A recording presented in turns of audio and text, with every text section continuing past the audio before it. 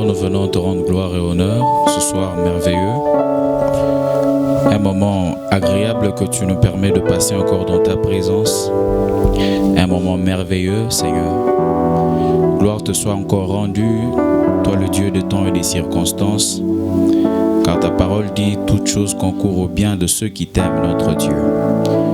Nous voici encore au-devant de toi, Seigneur. Agrée nos cœurs au-devant de toi. Permets à nos cœurs de s'exprimer au-devant de toi, Seigneur. Et nous demandons que ton esprit soit au contrôle de toutes choses, Jésus. Nous voulons encore t'élever de tout cœur, adorer ton Saint-Nom, t'exalter, te louer, toi qui règnes et qui vis à jamais, notre Dieu. Car nul n'est comme toi et rien ne peut se comparer à toi, rien ne peut te ressembler, notre Dieu. Tu es le seul et l'unique. Nous venons encore t'adorer ce soir.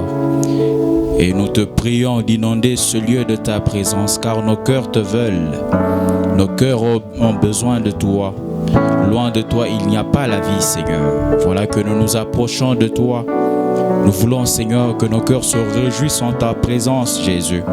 Nous voulons que tu sois au centre de notre adoration. Nous voulons que tu sois au contrôle de notre adoration.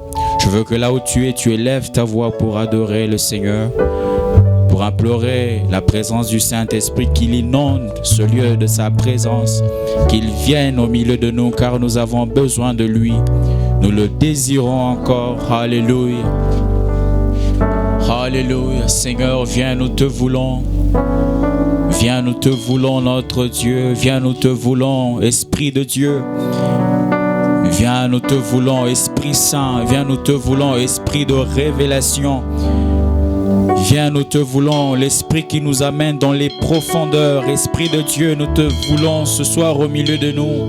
Alléluia. Alléluia, nous avons besoin de toi, Seigneur. Oh. Nous avons besoin de toi, Seigneur. Car sans toi, Seigneur, nous sommes finis.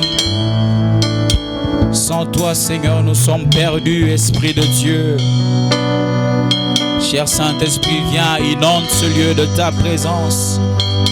Inonde ce lieu de ta présence, Seigneur, car nos cœurs ont besoin de toi, Jésus. Esprit de Dieu, toi qui as été promis. Esprit Saint, viens au milieu de nous. Viens habiter en nous. Viens habiter en nous. Révèle-nous le Fils. Alléluia. Jésus, nous te voulons encore. Oh. Seigneur, viens ce soir au milieu de nous. Viens, Jésus. Oh, Esprit de Dieu, nous te voulons. Inonde ce lieu de ta présence. Nous avons besoin de toi. Inonde ce lieu de ta présence. Nous avons besoin de toi. Seigneur, nous te voulons. Nous avons besoin de toi, Seigneur. Et nos âmes soupirent après toi. Nos âmes soupirent après toi, Jésus. Nous avons besoin de toi. Inonde ce lieu de ta présence. Nous avons besoin de toi.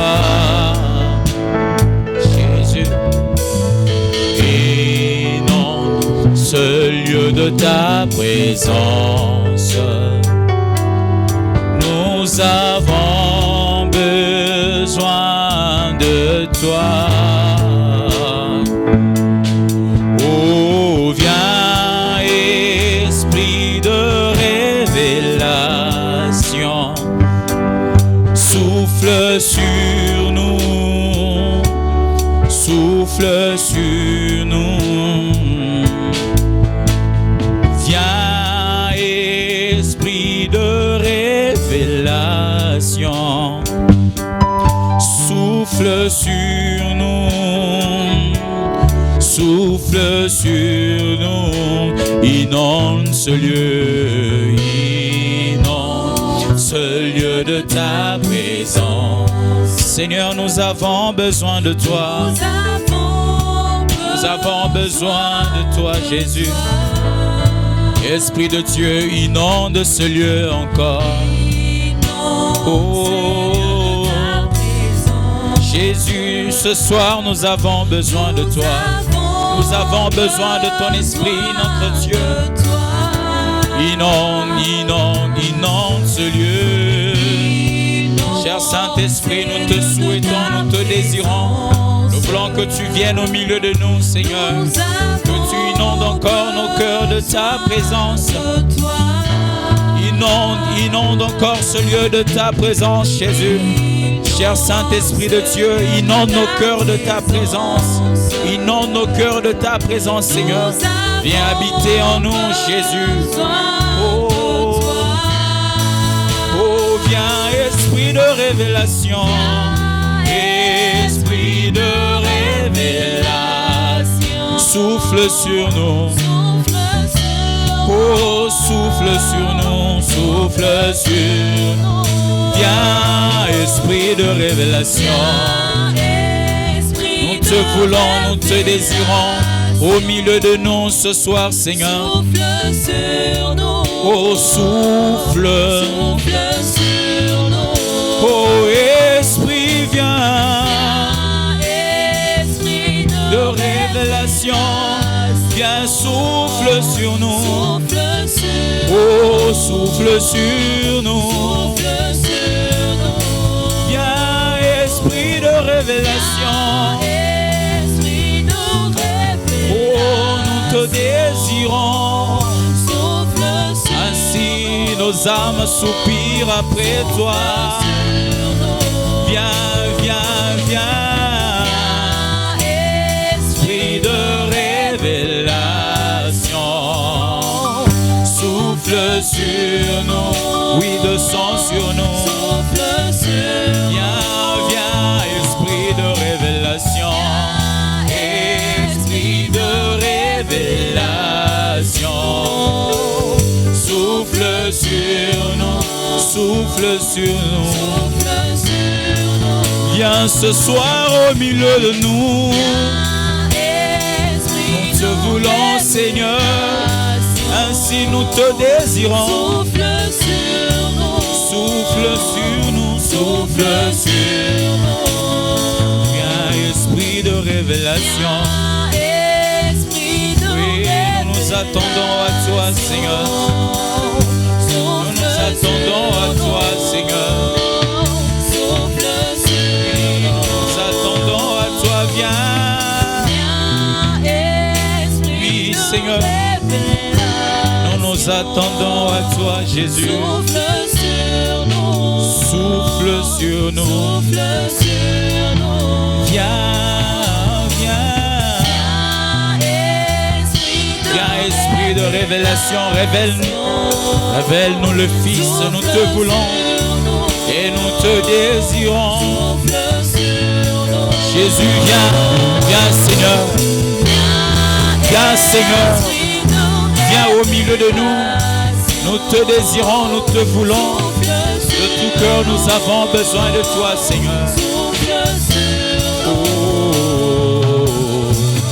de gloire en gloire.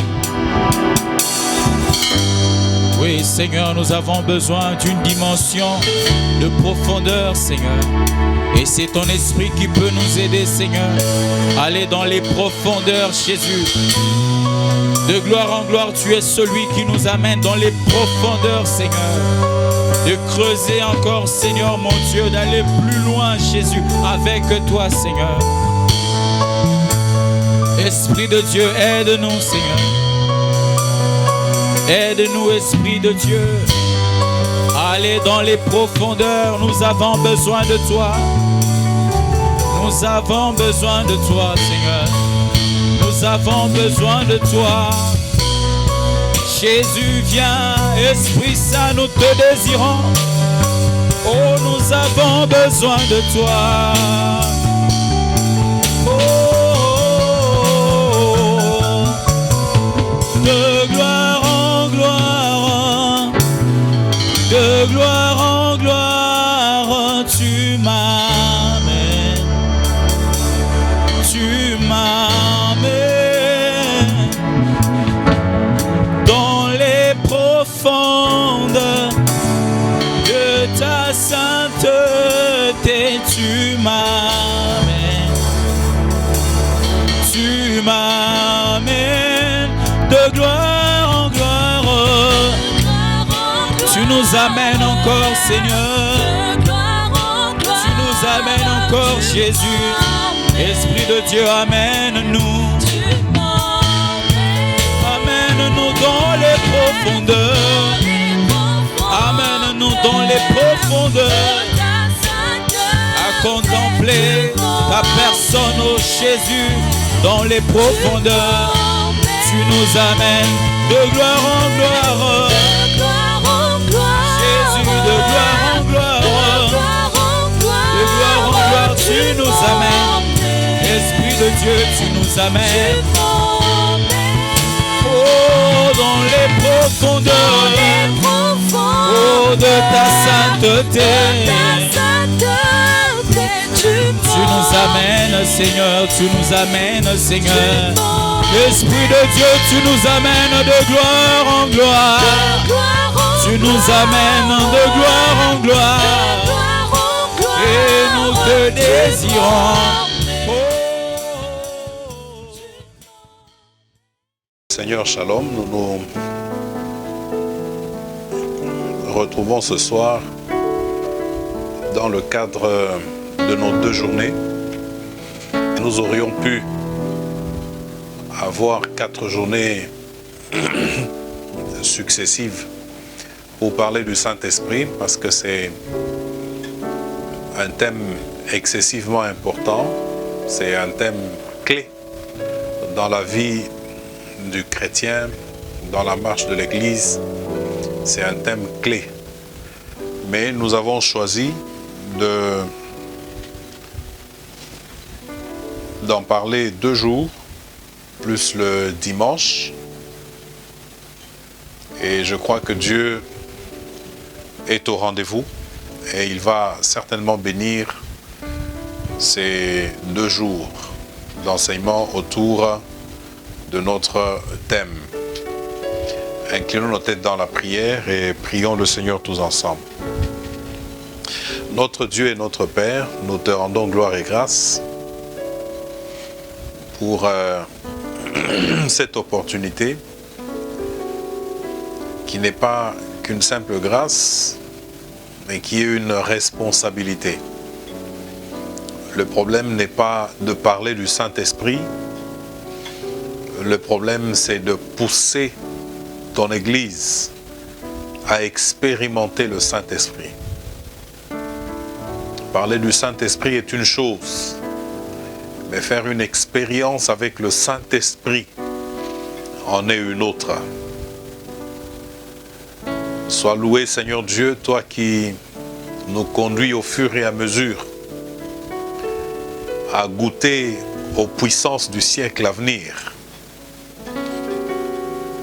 après lesquelles nous soupirons, que nous désirons, que nous cherchons. Bénis ta parole ce soir dans nos cœurs, au nom de Jésus-Christ. Amen.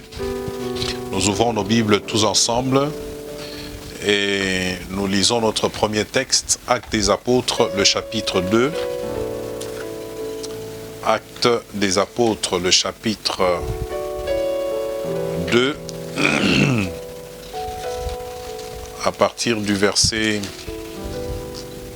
29. L'intitulé de notre méditation, ces 2 jours, c'est tout simplement l'effusion du Saint-Esprit. Pourquoi effusion? Je vais l'expliquer tout à l'heure et nous pourrons ensemble comprendre pourquoi l'expression effusion. Actes chapitre 2, nous lisons à partir du verset 29. Hommes frères, qu'il me soit permis de vous dire librement au sujet du patriarche David qu'il est mort, qu'il a été enseveli et que son sépulcre existe encore aujourd'hui parmi nous. Comme il était prophète et qu'il savait que Dieu lui avait promis avec serment de faire asseoir un de ses descendants sur son trône, c'est la résurrection du Christ qu'il a prévue et annoncée en disant qu'il ne serait pas abandonné dans le séjour des morts et que sa chair ne verrait pas la corruption. C'est ce Jésus que Dieu a ressuscité. Nous en sommes tous témoins. C'est ce Jésus que Dieu a ressuscité. Nous en sommes tous témoins. Élevé par la droite de Dieu, il a reçu du Père le Saint-Esprit qui avait été promis et il l'a répandu comme vous le voyez et l'entendez. Il a reçu le Saint-Esprit qui avait été promis et il l'a répandu comme vous le voyez et l'entendez. Nous parlons d'effusion du Saint-Esprit. Acte 2, singulièrement le verset 33, singulièrement. Mais avant d'en arriver au cœur de notre méditation, j'aimerais que nous puissions prendre les choses vraiment en amont, que nous puissions les prendre vraiment au commencement. Et au lieu que nous puissions juste nous contenter de parler du Saint-Esprit, de parler du baptême dans le Saint-Esprit, parce que lorsqu'on parle de l'effusion du Saint-Esprit, le point de départ, c'est le baptême dans le Saint-Esprit que nous allons étudier tous ensemble. Mais il faut comprendre les choses dans leur contexte et pour que nous puissions avoir la foi qui convient pour expérimenter ces choses. La première chose que j'aimerais nous dire, le premier point que je nous partage ensemble ce soir, c'est que nous sommes en mission dans ce monde. Nous sommes en mission dans ce monde, n'est-ce pas? Nous sommes en mission.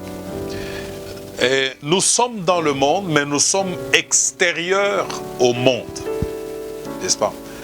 Nous sommes dans le monde, en train d'accomplir une mission, mais nous sommes extérieurs au monde. Nous n'appartenons pas à ce système. Nous sommes sur la terre, n'est-ce pas? Et dans le monde. Sur la terre et dans le monde. Ça fait deux choses différentes, n'est-ce pas? La terre, le monde.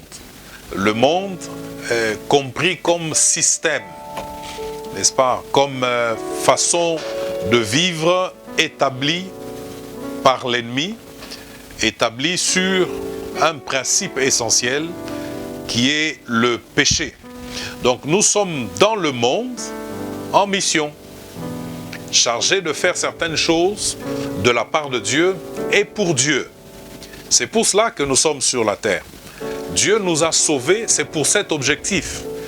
Dieu ne nous a pas sauvés juste pour que nous puissions chercher à jouir des bénéfices matériels, les bénéfices de cette terre. Oui, c'est une bonne chose de pouvoir en jouir, mais il y a beaucoup plus grand que cela. Et ce plus grand que cela, c'est, n'est-ce pas, ce que nous sommes appelés à faire sur la terre, pour Dieu et avec Dieu. C'est ça qui est plus grand, c'est ça qu'il y a de beaucoup plus grand que nous devons ensemble garder dans nos cœurs et dans nos têtes. Parce que nous sommes dans le monde, nous sommes en train de marcher à contre-courant, n'est-ce pas? Nous marchons à contre-courant. Et je ne veux pas que nous puissions imaginer des choses. Regardons ensemble dans Jean 17, à partir du verset 14. Jean 17, à partir du verset 14. Il est dit, « Je leur ai donné ta parole, et le monde les a haïs. je leur ai donné ta parole et le monde les a haïs, parce qu'ils ne sont pas du monde, comme moi je ne suis pas du monde. Ils ne sont pas du monde, comme moi je ne suis pas du monde. 15, il est dit, je ne te prie pas de les ôter du monde, mais de les préserver du mal. Je ne te prie pas de les ôter du monde, mais de les préserver du mal. Ils ne sont pas du monde, comme moi, je ne suis pas du monde. Donc ce texte nous révèle, nous présente une première vérité. Nous sommes dans un système, est-ce qu'on dirait un système ennemi? Non, pas forcément, mais un système qui nous est opposé. C'est-à-dire que nous vivons, nous marchons dans un système qui nous est naturellement opposé. Et parlant justement de ses disciples, Jésus est en train de dire que le monde les a haïs. Le monde les a haïs. Si dans le monde on vous aime en tant que disciple de Jésus, c'est que vous avez un problème, c'est que vous ne marchez pas avec Jésus. Donc, nous sommes dans le monde, accomplissant, n'est-ce pas, des choses pour Dieu et avec Dieu. Mais le monde dans lequel nous sommes, c'est un monde qui est hostile. Parce qu'il est dit, le monde les a haïs. C'est un monde qui nous est donc hostile. Et comment pouvoir marcher dans un monde qui nous est totalement hostile si nous sommes sans force, si nous sommes sans puissance? Nous avons donc besoin d'une force qui soit supérieure à la force qu'il y a dans le monde.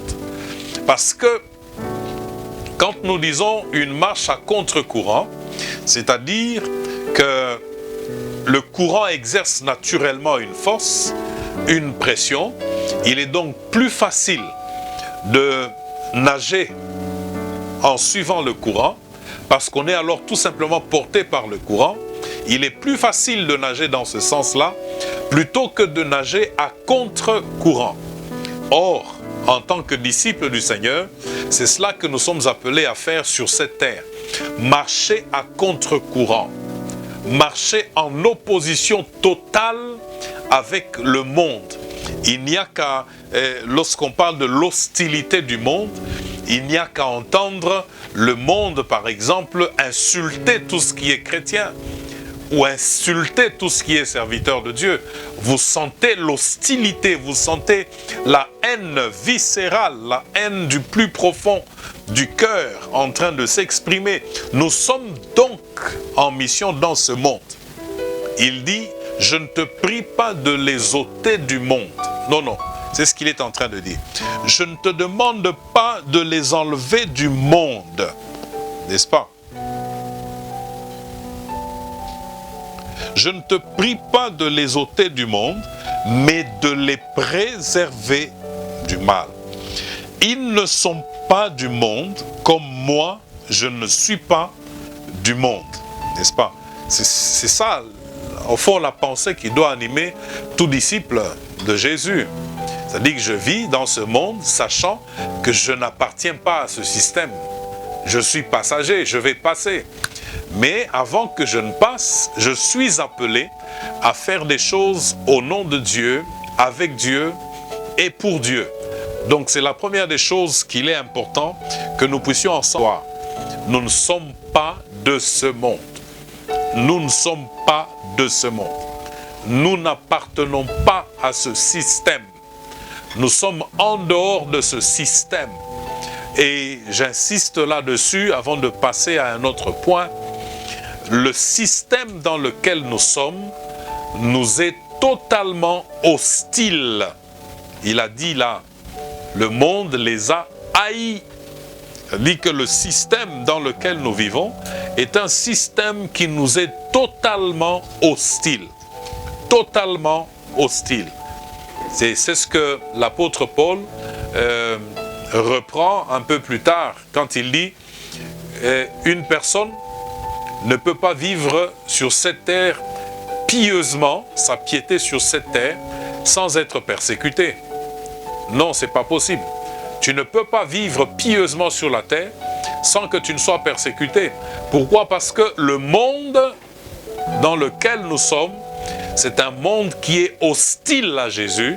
C'est un monde qui est hostile à tout celui qui se dit être de Jésus. Maintenant, pour vivre dans ce monde, nous avons besoin d'une puissance supérieure à la puissance de ce courant, à la puissance de ce système.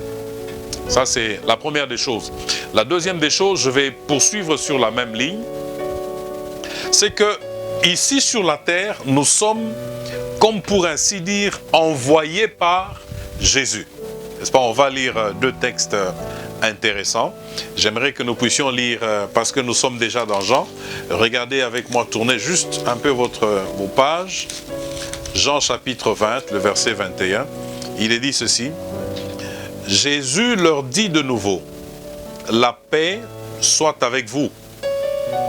Jésus leur dit de nouveau, la paix soit avec vous. Comme le Père m'a envoyé, moi aussi je vous envoie. N'est-ce pas? Comme le Père m'a envoyé. C'est-à-dire, analogie. Moi j'ai été envoyé par le Père. Maintenant, là, vous en tant que mes disciples, moi je vous envoie. De la même manière que le Père m'a envoyé, moi, n'est-ce pas, votre Seigneur, je vous envoie. C'est-à-dire que sur cette terre, nous sommes en train d'accomplir une mission pour Jésus. Nous sommes en train de marcher pour ce Jésus-là. Parce que c'est lui qui nous a envoyés. Parce que c'est lui qui nous a envoyés, c'est que d'une manière ou d'une autre, c'est à lui que nous devons nous référer en tout temps. Parce qu'il dit, comme le Père m'a envoyé, moi aussi je vous envoie. Donc tout celui qui est né de Dieu, tout celui qui a donné, qui est né de nouveau, qui a donné sa vie à Jésus, eh bien tout celui-là, n'est-ce pas, est un envoyé de Jésus, n'est-ce pas, est un représentant de Jésus, n'est-ce pas, est en train de marcher, n'est-ce pas, sous l'autorité de Jésus, n'est-ce pas. Tout ce que nous faisons sur cette terre, eh bien nous le faisons sous l'autorité de Jésus, n'est-ce pas. Il dit, comme le Père m'a envoyé, n'est-ce pas. En d'autres termes, je vous donne un mandat analogue, semblable au mandat que moi j'avais lorsque je suis venu sur la terre.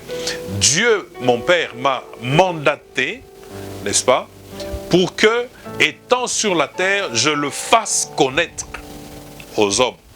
Et c'est cela que nous poursuivons. Jésus dit de la même manière, Jésus est venu sur la terre pour faire connaître, n'est-ce pas, Dieu au monde, n'est-ce pas, réconcilier le monde avec Dieu. Et c'est le même mandat qu'il nous donne. Il dit, comme le Père m'a envoyé, moi aussi je vous envoie. Et c'est bien complété lorsque vous regardez Acte 1, le verset 1. C'est extrêmement bien complété là.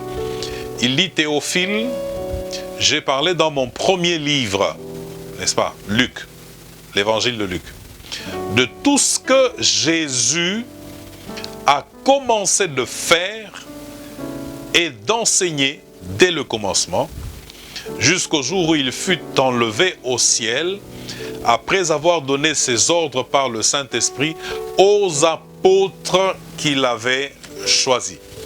Donc un mandat analogue, un mandat similaire.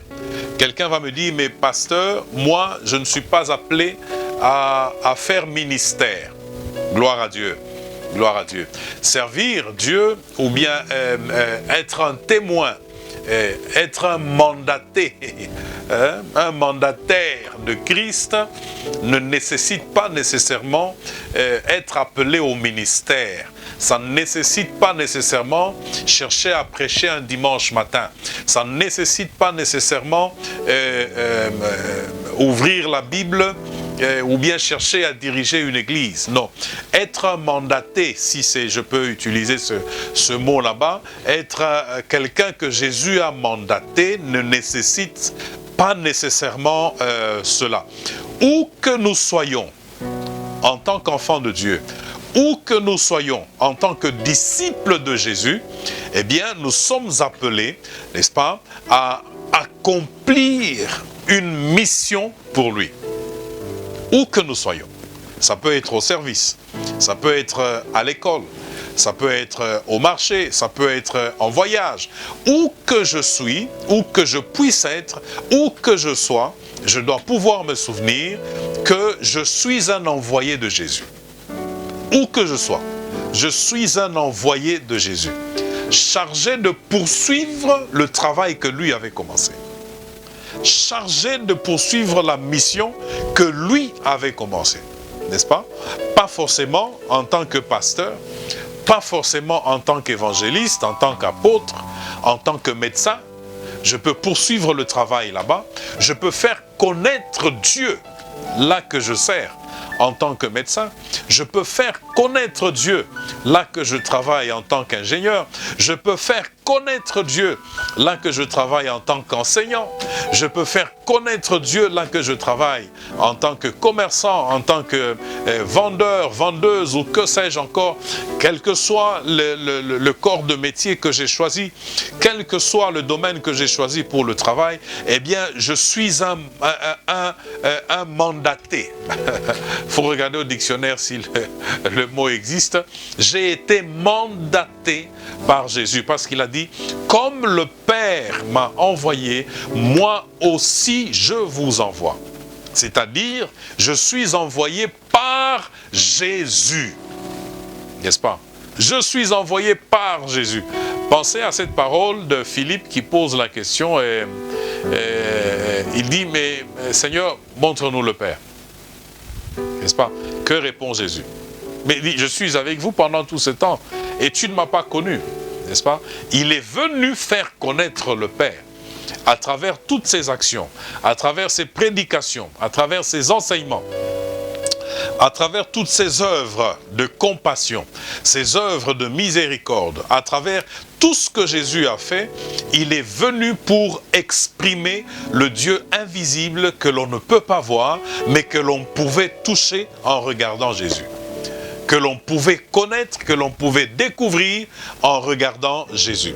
Bien-aimés dans le Seigneur, c'est un point de départ essentiel que j'aimerais que ensemble nous puissions garder présent dans nos pensées, n'est-ce pas, et dans notre esprit, parce que vous allez vous rendre compte, tout à l'heure on le dira, vous allez vous rendre compte que lorsque Jésus parle du Saint-Esprit, il parle de l'effusion, il annonce le Saint-Esprit, c'est dans un contexte déterminé.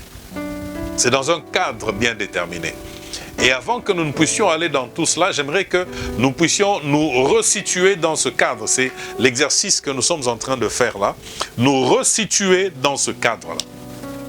N'est-ce pas? Nous sommes mandatés par Jésus pour continuer de faire ce que lui avait commencé de faire. N'est-ce pas? Nous en parlerons abondamment. Vous verrez que ça reviendra pratiquement tous les jours alors qu'on parle du Saint-Esprit. Il y a cette parole que nous aimons bien, c'est dans Jean le chapitre 12 ou 14 où il dit « Écoutez les amis, si quelqu'un croit en moi, il fera non seulement ce que moi je suis en train de faire. » N'est-ce pas? Mais il ira au-delà. Il fera non seulement les œuvres que moi je fais, mais il en fera de plus grandes. N'est-ce pas? Il en fera de plus grandes. Jean chapitre 14, le verset 12, il est dit « En vérité, je vous le dis, celui qui croit en moi fera aussi les œuvres que je fais. » Celui qui croit en moi fera aussi les œuvres que je fais. Et il en fera de plus grandes. Et il en fera de plus grandes. N'est-ce pas? Au fond, nous sommes appelés, en ces temps de la fin, nous sommes appelés à être de nouveau Jésus sur la terre. Voilà ce que nous sommes appelés à être. Nous sommes appelés à être des Jésus sur la terre. N'est-ce pas? Il fera ce que je suis en train de faire. Non seulement ce que je fais, mais il fera de plus grandes choses. Est-ce à dire que nous allons être plus grands que Jésus? Non, on ne sera jamais plus grand que Jésus, ne vous en faites pas. On ne peut pas être plus grand que Jésus. N'est-ce pas? Mais nous sommes mandatés par lui. Nous sommes chargés d'une mission pour suivre ses œuvres. Voilà pourquoi, en tant qu'enfants de Dieu, nous devons prendre le temps régulièrement de méditer la vie de Jésus. N'est-ce pas? Méditer sur la vie de Jésus. Comment est-ce qu'il a marché? Quels étaient ses sentiments? Quelle était sa pensée? N'est-ce pas? Comment a-t-il aimé? Comment a-t-il secouru? Comment a-t-il agi en tant que disciple de Jésus? Comment allons-nous marcher? Parce que le Saint-Esprit, l'effusion de l'Esprit là dont nous sommes en train de parler, elle nous vient de lui, Jésus. Comment il vient dans ce contexte-là? C'est dans ce contexte-là. Lorsque nous avons compris, nous avons réalisé que nous vivons dans un environnement hostile, entièrement contrôlé par le diable. Écoutez-moi ce qu'il est en train de dire là, n'est-ce pas? La gloire là, elle m'a été donnée, je la donne à qui je veux. Dans la mesure où tu te prosternes devant moi, eh bien la gloire, elle est pour toi, n'est-ce pas? La gloire est pour toi. Dans la mesure où tout simplement tu te prosternes devant moi, n'est-ce pas? Revenons à ce texte-là. C'est une vérité terrible là. Le diable l'ayant élevé, lui montra en un instant tous les royaumes de la terre et lui dit: je te donnerai toute cette puissance. Donc, le monde contrôlé par le diable consiste en puissance. Et la gloire de ces royaumes. Car elle m'a été donnée et je la donne à qui je veux. Si donc tu te prosternes devant moi, elle sera toute à toi. Regardez maintenant alors ce contexte-là.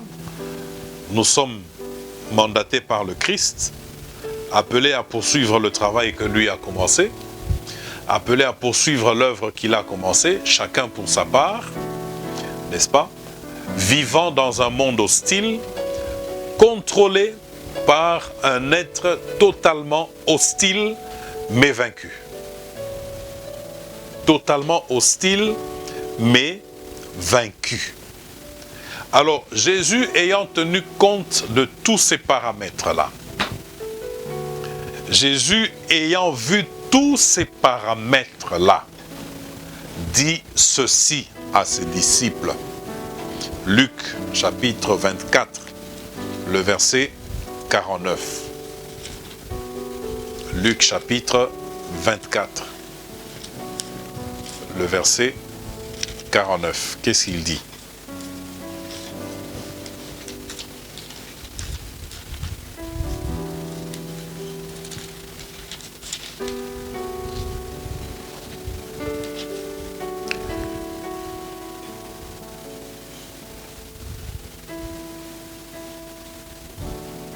Je commence au verset 45. Alors il leur ouvrit l'esprit, afin qu'ils comprissent les Écritures. Et il leur dit: ainsi il est écrit que le Christ souffrirait et qu'il ressusciterait des morts le troisième jour. Et que la repentance et le pardon des péchés seraient prêchés en son nom à toutes les nations, à commencer par Jérusalem. Regardez cette phrase, verset 48, une phrase clé, une charnière très importante. Il dit: vous êtes témoins de ces choses. Lorsqu'on a lu dans les Actes des Apôtres, on entendait Pierre dire, Dieu a ressuscité Jésus, nous en sommes tous témoins. Ici, Jésus reprend, il dit, vous êtes témoins de ces choses. Ailleurs, il dit, acte 1, 8, il dit, vous serez mes témoins. Vous êtes témoins de tout cela. Le témoin, c'est celui qui a fait une expérience, qui a vu, qui a entendu. Bon, alors, verset 49, donc, et voici, j'enverrai, c'est lui Jésus qui parle, j'enverrai sur vous ce que mon Père a promis. Mais vous, restez dans la ville jusqu'à ce que vous soyez revêtus de la puissance d'en haut. N'est-ce pas?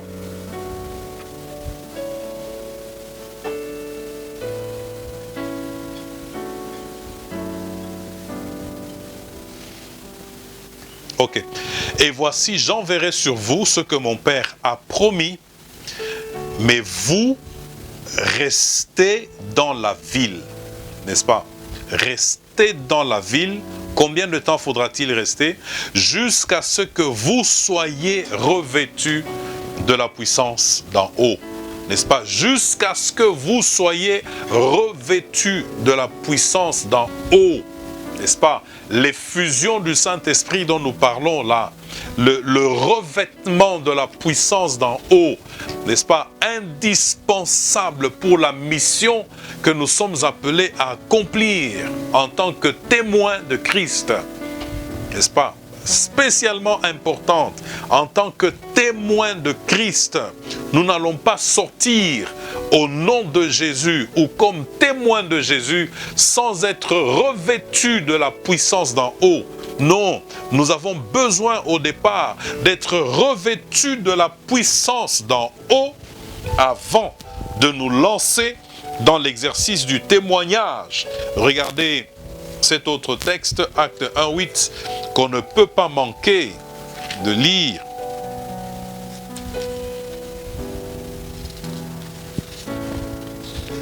Acte 1, le verset 8.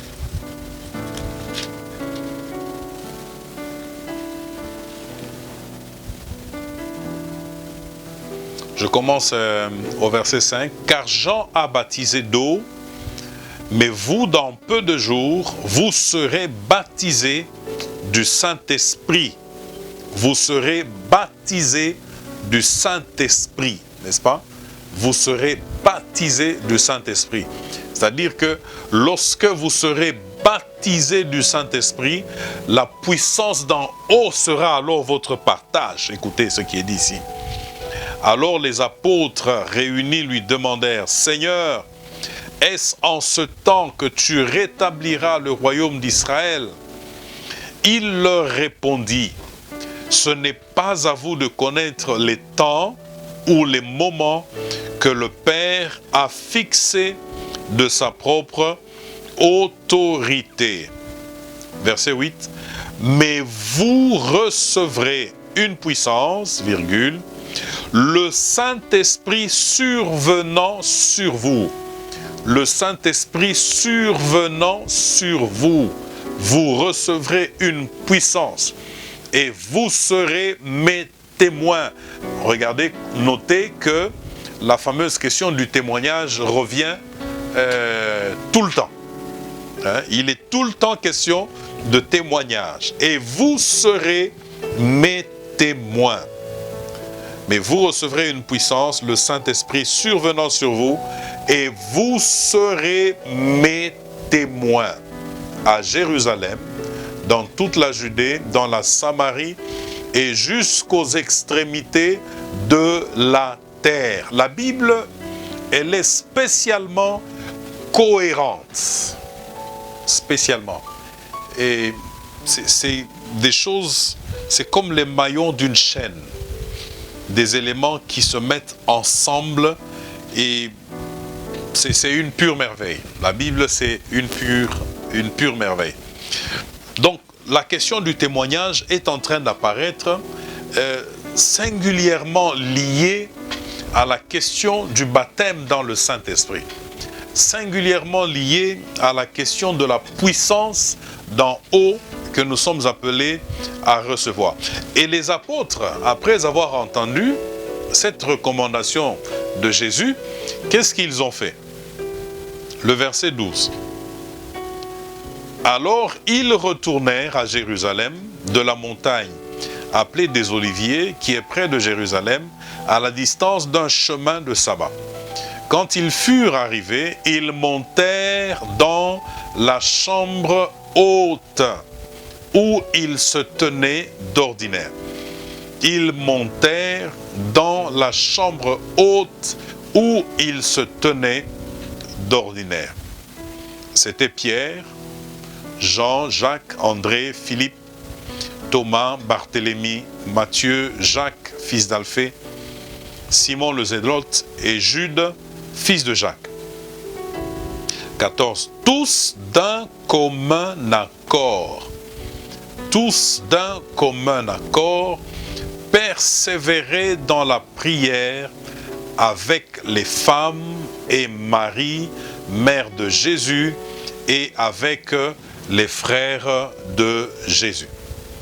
Tous d'un commun accord persévéraient dans la prière avec les femmes et Marie, mère de Jésus, et avec les frères de Jésus.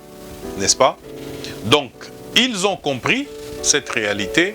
Jésus leur a fait comprendre. Ils ont compris qu'ils sont envoyés de Christ, ils sont envoyés par Jésus, appelés à poursuivre le travail que Jésus a commencé. C'est le témoignage, n'est-ce pas? Appelés à poursuivre l'enseignement que Jésus avait commencé. Et justement, lorsque vous regardez la suite, vous vous rendez compte que c'est impeccable.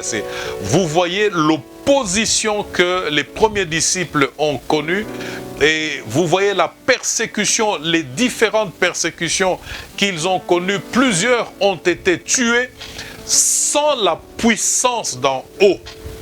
Ils auraient disparu.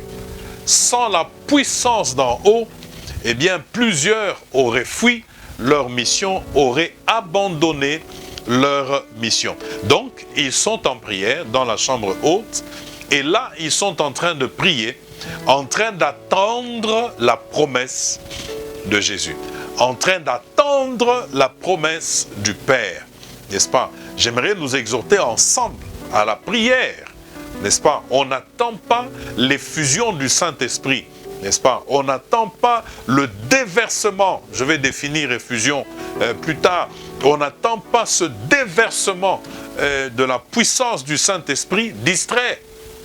Non, c'est dans la prière, n'est-ce pas? Dans la présence de Dieu que l'on attend le déversement de la puissance d'en haut.